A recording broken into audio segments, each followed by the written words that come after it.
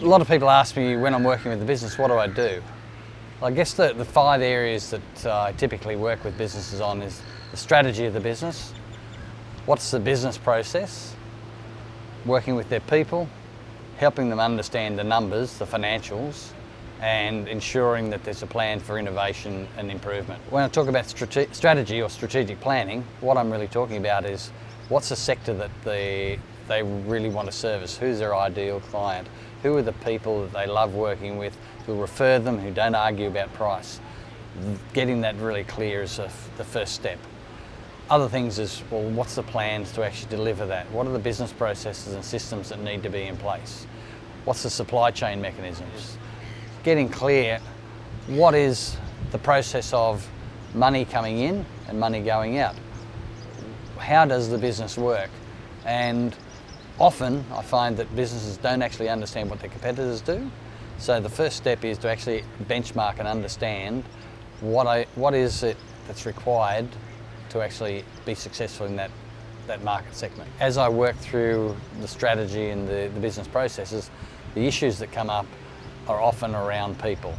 Things like conflict resolution, things like getting clear what a person's role is in the business, helping them understand how the organisation actually works. What's the mindset of people in the business? Are they positive? Are they glass half empty people?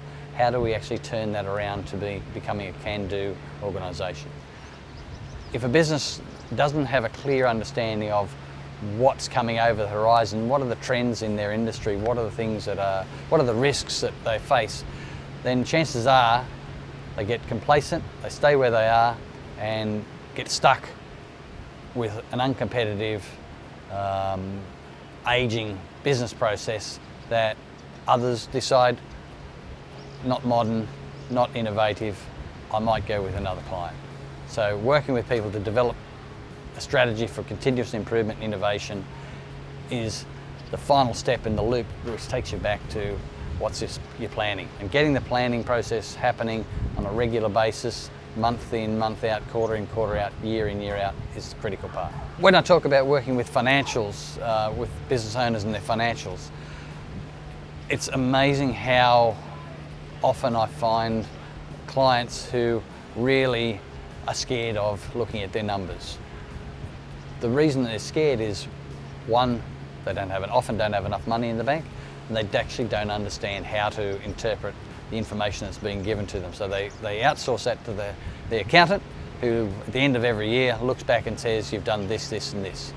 Lots of accountants talk about you must have a cash flow statement of what your cash flow is on a regular basis.